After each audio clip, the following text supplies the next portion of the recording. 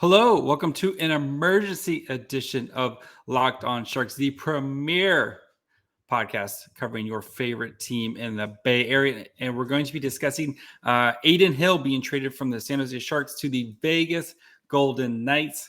So all that and more on today's emergency episode of Locked On Sharks.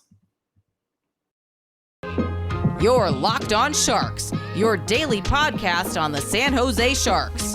Part of the Locked On Podcast Network, your team every day.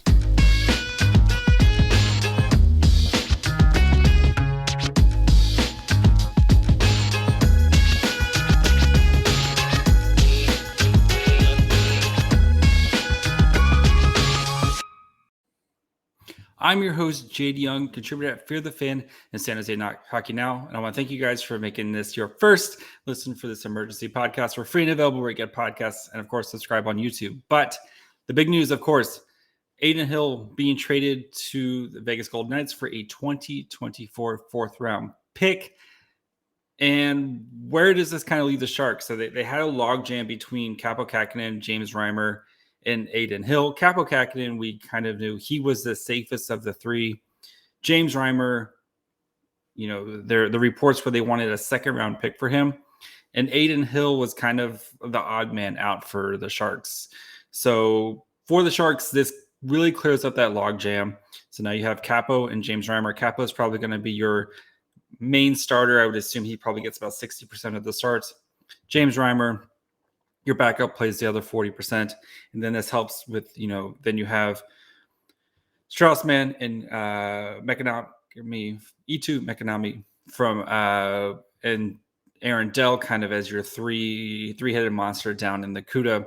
So, Hill, who the Sharks acquired for second-round pick last summer, didn't have the best season with the Sharks. And whether it's, it's not like he was coming from a juggernaut Arizona team, but last year in his 25 games played, he had a .906 save percentage, 266 goals against average, did have two shutouts during that time, but, he played about half the season and then he got injured and, whatever mysterious injury he had, he just wasn't really able to come back. He played one game after the mid-January where he had a shutout against the Kings, which is still, I think, is the funniest thing, that he came back, plays one game, gets a shutout, and then we don't see him for the rest of the season. But, I think he struggled with his glove hand a lot last year. And, there were times where that was, guys would just be picking on that constantly. He did show flashes, like I said, having a couple shutouts. He had a huge game against Calgary at the beginning of the season, where I think he stopped 40 plus shots in that game, and the Sharks won that game. But, I think from the Sharks' perspective, having Kaapo Kähkönen, who you got at the deadline last year, really showed a lot in his small, kind of small sample size down the stretch on a very, very bad Sharks team. And I think he's going to be working his way to being a number one goaltender this year. And I think he kind of makes that move for the Sharks and becomes their number one goaltender for the next couple of years. And Reimer, who was, we've talked about before how, what he did was really above and beyond kind of expectations last year and really solidified the goaltending, especially after the last couple of years of Martin Jones and, Aaron Dell and, some of the other guys that they threw back there for a test run. But, definitely won some games for the Sharks that they probably didn't deserve to win last year. And, from people I've talked to, James Reimer's beloved in that building, and he's done everything the Sharks organization has asked from them. So, I think they wanted to take care of him this year. If, the Sharks season goes poorly, maybe you trade him at the deadline to a contender, type of situation. They didn't want to just throw James Reimer out to a bad team. I know he has a 5-team, no trade list, but he's the type of guy where if you had asked him to trade, to waive his trade list to go somewhere, he probably would have done it type of guy. But with Reimer, I think they really want to kind of see how the season goes. And then if at the trade deadline, if it looks like they're going to be, not contending again this year, then you maybe move them for a piece or, for a draft pick type of thing. So, and then you go into next year where you can next offseason try to find another backup behind Kaapo see how the young guys perform on the CUDA next year, and if one of those guys are ready to take the next step. So, but let's get back to this trade. So, and from the Vegas side, for them, why they traded for it, they of course Robin Lehner, who's going to be out for the season. Probably, who knows with Vegas how they like to kind of play these games. And then they had Logan Thompson, who's going to be the expected starter for them. AHL goalie of the year, really kind of performed well down the stretch for Vegas last year. And, I think he's going to, he's got a very bright future. Then you have Laurent Brossoit, who the Vegas traded or signed last off season, was expected to kind of be the backup guy. And, he's coming off an injury, and it doesn't look like he's going to be ready for the start of the season. So I think for a team where, as much as we talk about how much this team's kind of in disarray, they still have a lot of top quality pieces, and they still are trying to make a playoff run in what's going to be a very wild Pacific. So for them, adding a goalie who's actually played real NHL games and has been doing it for a while, and I think he's going to definitely slide into Logan Thompson's backup role.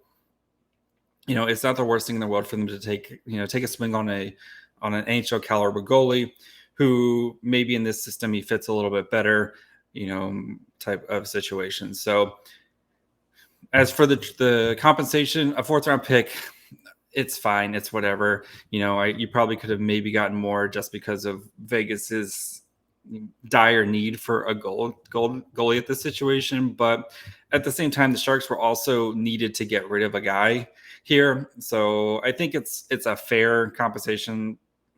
If you'd asked me, I think a 4th round pick kind of seems fair. And I know people are gonna be like, well, they traded a 2nd round pick last year. You're not going to get a 2nd round pick. His value has gone down after the season he had. So it's better just to cut your losses.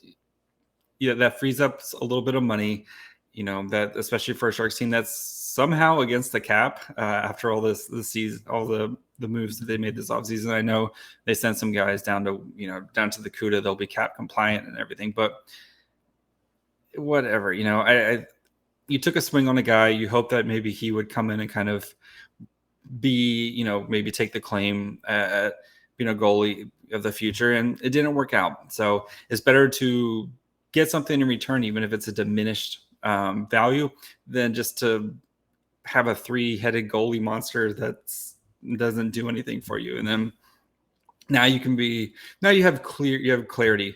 Capo Kakinen is your starter, James Reimer is your backup, and then you have your CUDA guys, and Aaron Dell is your break in case of glass kind of emergency player, where if both the goalies get hurt, or if one of the goalies gets hurt, he can come up and play in a spot start. And he's also going to be able to help these young CUDA goalies as they're getting acclimated to the pros. So all in all, I think it's a fair deal. It's good for the Sharks to kind of finally get some clarity on this. Adin Hill, I don't think he's going to go in there into Vegas and just become a world beater or something like that. We're probably going to see the same Adin Hill, and you're going to see nights where he looks great, and you're going to have nights where he looks frustrating for the Knights as well. So, so that's it. Like I said, just want to get a quick, little 10-minute emergency podcast thoughts about the Adin Hill trade. So be back tomorrow with a mailbag episode, so you guys can leave some questions. I've gotten a bunch of good questions, but you can leave a question here. I'll put up a little thing. You guys can leave a question on all of our social media. Look for the grommet, searching for the mail post. So leave a question there, and then I'll try to answer it.